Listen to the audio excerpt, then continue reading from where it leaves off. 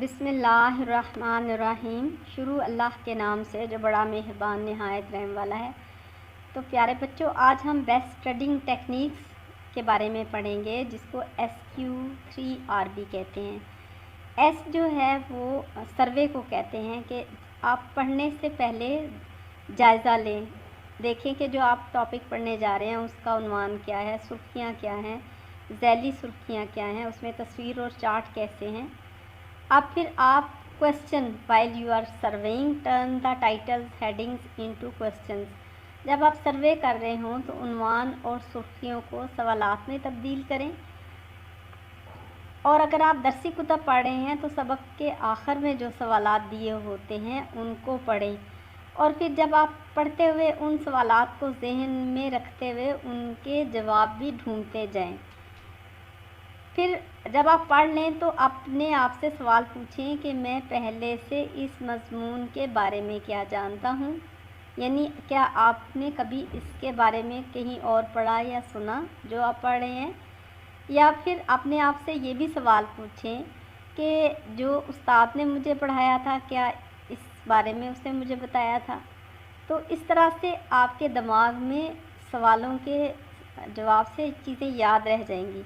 پھر جب آپ پڑھنا شروع کریں تو وہ الفاظ جن کے نیچے لائن ہو، جن کو انڈر لائن ورڈز کہتے ہیں یعنی سرخیاں، ان کو نوٹ کرنا شروع کر دیں، یعنی نوٹس لینے کی عادت ڈالیں، اور پھر وہ الفاظ جن کے معنی سمجھ نہیں آ رہے ان کو ڈکشنری سے دیکھیں، کیونکہ جب آپ کو پڑھتے ہوئے سمجھ نہیں آ رہا تو آپ کے دماغ میں ان کے معنی محفوظ نہیں ہوں گے۔ پھر اس کے بعد جو ہے جب آپ پڑھ رہے ہوں تو سب سے پہلے ان سوالات کے جواب پڑھیں جو آپ نے اٹھائے تھے، یعنی جو آپ نے اپنے آپ سے پوچھے تھے، چیپٹر کے اینڈ میں دیکھے تھے، ان سوالات کے جواب پڑھیں۔ پھر اب آپ نے ایک دفعہ پڑھ لیا تو اب ریسائٹ کہتے ہیں اونچی آواز میں پڑھنا۔ اب آپ کتاب کو بند کریں اور دہرائی کریں، اونچی آواز میں بولیں جو آپ تک پڑھ چکے ہیں۔ اب آپ دیکھیں کہ آپ نے دوبارہ بک کھول کر دیکھیں، اس میں دیکھیں کہ کیا جتنا دہرائی کی تھی سمجھ آیا، جو نہیں سمجھ آیا اس کو دوبارہ سے پڑھیں، نظر ثانی کرنا۔ تو اس میتھڈ کو کہتے ہیں SQ3R، یعنی جائزہ لینا، سوال پوچھنا، اور 3 R اس میں آتے ہیں۔ تو آج ہمارا جو سبق ہے وہ ہے synonyms. Synonyms are words that have the same meanings.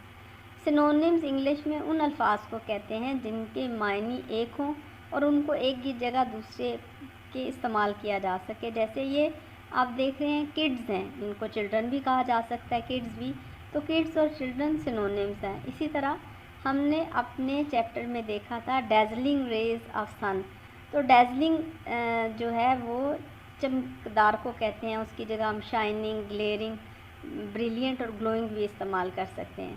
اسی طرح ہم نے ایک ورڈ دیکھا تھا امیجینیشن۔ امیجینیشن جو آپ کے خیال میں، تخیل میں آتا ہے۔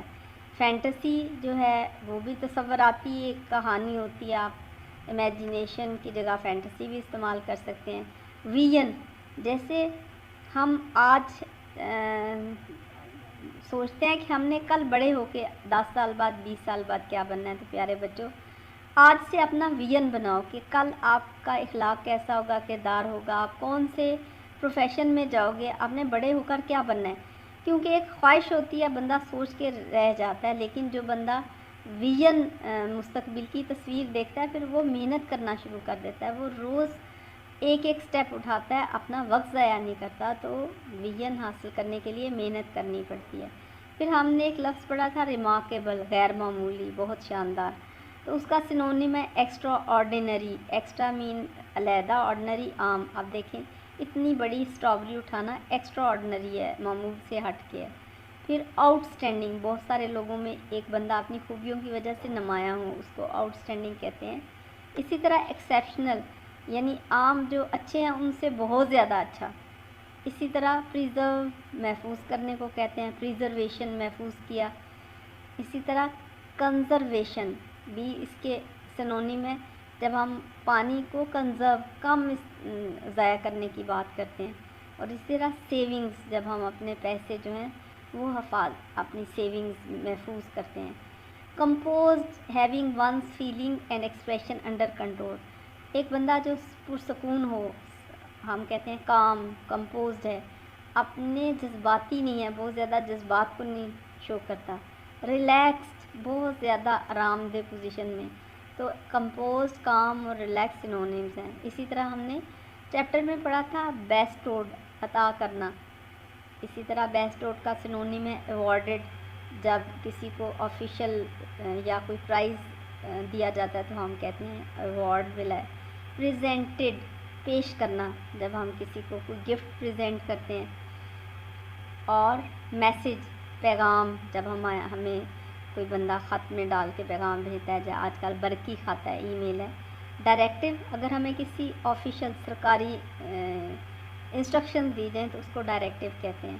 اسی طرح memo is a message you send to a large group of employees, boss کی طرف سے بہت سارے امپلائیز کو میسیج آتا ہے۔ سپرسٹیشن، معفوق الفطرت، فطرتاً عام طور پہ ان کی توجہ پیش نہیں کی جا سکتی۔ اسی طرح ڈیلیوژن، فالس امپریشن، کہ ایک بندے کو اپنا سایہ جن بھوت لگتا ہے۔ اسی طرح میجک، جادو، لوگ کی آنکھوں پہ بند کر دی جاتی ہیں اور انہیں لگتا ہے جیسے یہ آپ دیکھ رہے ہیں کارڈ بازو میں سے گزر رہا ہے۔ ابینڈن کہتے ہیں ترک کرنا، چھوڑ دینا۔ اسی طرح ریناؤنس کا مطلب بھی ہوتا ہے چھوڑ دینا، اور اس کے علاوہ جو ہے ابینڈن، ریناؤنس اور کوئٹ، جیسے اس شخص نے لائن چھوڑ دی، کوئٹ کرنا۔ تو امید ہے آپ اسٹڈی ٹیکنیک بھی یوز کریں گے، آج کا سبق بھی سمجھ آیا ہوگا۔ اس چینل کو سبسکرائب کریں، اس ویڈیو کو لائک اور شیئر کریں۔